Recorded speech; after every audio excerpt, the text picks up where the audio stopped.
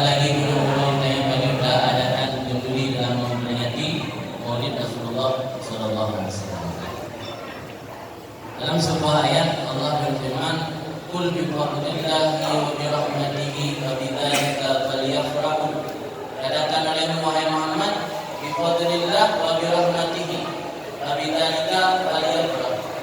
Dengan karunia Allah wa bi rahmatihi dan dengan rahmat Allah, fa bidzalika falyafrahu, maka dengan sebab demikian itu maka mereka merasa bergembira. Oleh Ibnu Abbas, salah seorang mufassir yang menjadi rujukan pada para ahli tafsir, beliau menafsirkan ayat fadlillah wa rahmatih. Fadlillah bermakna ilmu, rahmatih bermakna Muhammad sallallahu alaihi wasallam. Jadi Allah mengajak kita merasa bergembira karena dua hal. Pertama karena ilmu, yang kedua karena kehadiran baginda Nabi Muhammad sallallahu alaihi wasallam. Maka dalam hadis disebut bahwa Nabi adalah sebagai rahmat. Ana rahmatun muhdatun, kata Nabi. Aku ini adalah rahmat muhdatun yang merupakan hadiah daripada. Karena dalam hadis yang lain itu ayat Al-Quran berfirman juga Allah ma arsalnaka illa rahmatan lil alamin. Rahmatan lil alamin. Jadi dalam ayat dan dalam hadis disebut Muhammad sebagai rahmat. Allah mengajak kita bergembira karena dua faktor tersebut, kehadiran Muhammad dan juga karena ilmu, bukan karena yang lain. Allah tidak mengajak kita bergembira karena harta. Allah tidak mengajak kita bergembira karena urusan duniawi, tapi Allah mengajak kita bergembira karena ilmu dan karena kehadiran baginda Nabi Muhammad, yang ilmu juga merupakan bahagian daripada warisan baginda Nabi Muhammad sallallahu alaihi wasallam. Innal anbiya'a lam yuwarithu dinaran wa la dirhaman, wa innama warathul ilma, faman akhadahu faqad akhadha bi haqqil wafir. Para nabi dan rasul tidak mewarisi harta, dinar dan dirham. Mereka hanya mewarisi ilmu, dan siapa mengambil warisan ilmu maka sesungguhnya dia telah mengambil bahagian jatah yang sempurna daripada Rasulullah sallallahu alaihi wasallam. Yang menjadi pertanyaan kita, apakah mahabbah kepada Rasul tersebut sudah benar-benar sesuai dengan yang dimaksud oleh Rasulullah, sebagaimana sabda beliau dalam hadis lain, al-mar'u ma'a man ahabba, seseorang itu di akhirat akan bersama orang yang dia cintai. Oleh para ulama menjelaskan bahwa tanda-tanda seseorang hamba benar-benar mahabbah kepada Rasulullah ada 6 tanda. Sekarang kami mengajak kita semua untuk melihat dan mengintrospeksi diri sendiri. Apakah pada diri kita sudah ada ke-6 tanda tersebut? Kalau ada, alhamdulillah, berarti mahabbah kita kepada Rasulullah sudah benar-benar mahabbah, dan kita akan masuk dalam orang yang dijadikan oleh Rasul al-mar'u ma'a man ahabba. Kemudian tanda-tanda nambo yang siratunya betul-betul ikatnya mahabbah kepada Rasulullah. Yang pertama, mengikuti sunnah-sunnah Rasul. Tanda yang pertama mahabbah kepada Rasul, ittiba'u sunnah. Kata ulama, min alamatil mahabbah al-mutaba'atu tamah. Tanda mahabbah adalah mutaba'ah, mengikuti secara sempurna. Bukan mengikuti pada yang sesuai hawa nafsu, tapi mengikuti sunnah Rasul pada semua aspek yang menjadi sunnah Rasulullah. Kita ikuti sebagai umat, sebagai bentuk rasa mahabbah kepada Rasulullah sallallahu alaihi wasallam. Karena kata pepatah Arab, al-muhib lima yuhib muti'un, orang yang mencintai pasti taat kepada siapa yang dia cintai. Omong kosong kita cinta kepada Muhammad tapi tidak pernah mengikuti sunnah Nabi Muhammad. Apa itu sunnah? Sunnah simpelnya adalah apapun yang disandarkan kepada Rasul, apakah ucapan, perbuatan atau perlakuan daripada Rasul. Jangan memperpendek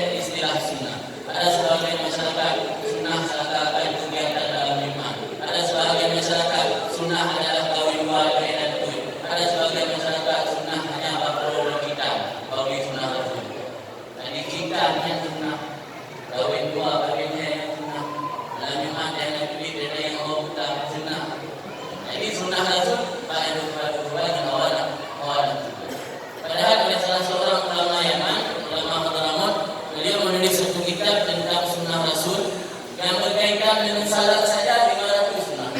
Baik dari wudu, taharah, sampai salat berjamaah, sampai selesai salat 500 jumlah total sunnah Rasulullah. Belum dalam ibadah yang lain, belum dalam kegiatan yang selain ibadah. Kadang-kadang dalam aktivitas sehari-hari saja kita melupakan sunnah Rasul.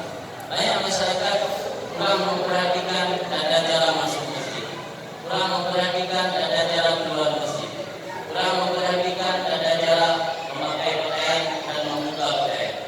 Padahal itu semua tidak lepas daripada sunnah-sunnah yang diajarkan oleh Rasulullah Sallallahu Alaihi Wasallam. Jadi tanda utama mahabbah kepada Rasul adalah mengikuti sunnah. Cuma yang jadi pertanyaan ini, apakah sanggup kita mengikuti sunnah dan ilmu? Sementara Allah di samping yang lain mengajak kita juga berlebihan karena qadrillah. Qadrillah itu ilmu. Bagaimana kita mengenal sunnah Rasul dan ilmu? Bagaimana kita mengenal sunnah Rasul kalau kita malas mengaji? Di tempat kita tidak pernah diadakan pengajian, walau hanya seminggu satu Jumat sekali. Padahal membiarkan diri dalam kebodohan itu adalah satu perkara yang berbahaya, malah mendapat laknat daripada Allah. Apa makna laknat? Dijauhi daripada Allah. Dalam hadis Nabi bersabda, "Ad-dunya mal'unun ma fiha illa dzikrullah wa 'alimun wa muta'allim." Dunia itu dilaknat dan seluruh isi dunia dilaknat, kecuali yang tidak dilaknat isi dunia, zikrullah, sebut kepada Allah, apapun aktivitas yang ada sebutkan Allah untuk mengingatkan kita kepada Allah. Yang kedua alimun, orang berilmu, yang ketiga alimun, orang yang belajar ilmu. Ulu jahil hanya kamu dalam pengecualian daripada penolakan. Mana anggapan sebagai masyarakat? Jahil dengan mana? Anak ketika jahil dengan mana berhukum berjemaah. Betul dalam fikih ada jahil yang dimaafkan, yang biasa disebut dengan jahil makbul. Tapi perlu diketahui bersama, jahil makbul ada dua kategori. Pertama, kategori jahil makbul menggaruh ahduhu bil Islam, orang yang masanya hampir dengan Islam alias mualaf, orang yang baru masuk Islam. Orang Aceh bukan kembali masuk Islam. Agama Islam dia agama warisan, bukan agama hasil perjuangan. Dari nenek moyang kita sudah beragama Islam. Jadi tidak ada alasan orang Aceh jahil makbul. Yang kedua, kategori jahil makbul man nasya'a ba'idan anil ulama. Orang yang hidup tumbuh sampai dewasa, tumbuh berkembang sampai dewasa, ba'idan anil ulama, jauh daripada orang yang mengerti hukum. Alhamdulillah di Aceh apalagi masyarakat yang hidup di pesisir, baik dari pesisir barat, timur, utara sampai timur. Alhamdulillah hampir setiap desa ada orang yang belajar ilmu, yang mampu mengajarkan ilmu fardu'in untuk masyarakat. Malah di kawasan negeri Aceh Utara, yang di Bidunara, di kampung nama daerah pengajian. Paling dulu menahan di kampung Tabau Iman pasti nama daerah pengajian. Karena ulama yang masuk di situ bukan MPU, orang yang mengerti ilmu yang kita butuhkan itu disebut ulama. Orang yang hidup ba'idan dari ulama, ba'idan dari ulama yang mampu mengajarkan ilmu yang kita butuhkan. Kemudian ada sembahyang, ada jarak berwudu. Hanawul yang hukum yang hukum. Ini hanawul alim bagian perlu. Bukan menambah mainan. Gurunya itu kita mulai yang ngomong menambah itu kalau kita ngomong ba'idan dari ulama. Kadang-kadang dua kategorinya, hana jahil makbul di Aceh. Guru Acehnya hana kita melanggar kategori jahil yang Allah maafkan, jahil yang memaafkan dalam agama. Maka apa kata Imam Suyuti, membiarkan diri dalam kebodohan itu adalah membuka pintu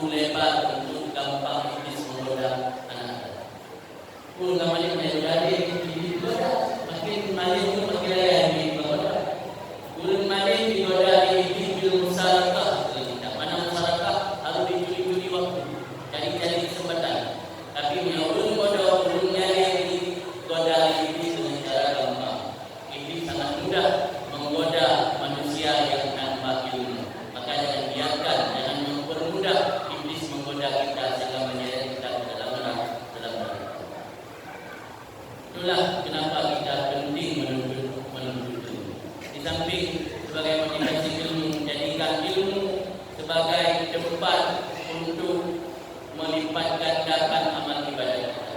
Karena kita tahu bersama, kadang-kadang untuk memperbanyak amal, untuk memperbanyak kuantitas amal, kita tidak memiliki kemampuan karena berbagai macam faktor. Tapi dalam agama Allah memberi satu kemudahan. Kadang-kadang seorang hamba melakukan satu amal kebaikan, Allah balas dengan berlipat ganda amal kebaikan yang lain. Malah satu amal kebaikan yang kita kerjakan, kadang-kadang Allah balas balasan amal kebaikan yang lainnya. Salah satunya adalah hadir majelis ilmu. Banyak sekali hadis dalam riwayat-riwayat menjelaskan hadir majelis ilmu dapat gandaan pahala sama seperti berperang pada jalan Allah. Man kharaja fi talabil ilmi fa huwa fi sabilillah hatta yati. Siapa keluar dari rumah dengan niat ingin mencari ilmu, maka sesungguhnya dia sama seperti orang berperang pada jalan Allah sehingga kembali lagi ke rumah. Mungkin nyota-nyota yang kurang pasti korban nyawa, korban harta, paling turun luka bersyukur. Tapi ulun yang hadir majelis ilmu, anak dan dari mana korban nyawa yang luka. Nah ulun goyak tu rumah kapan dah jadi pada.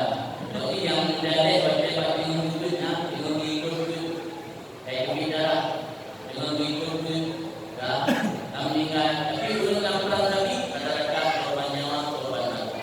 Tanya dia ikut tujuh hari. Jadi kemudahan dalam agama sehingga Allah beri balasan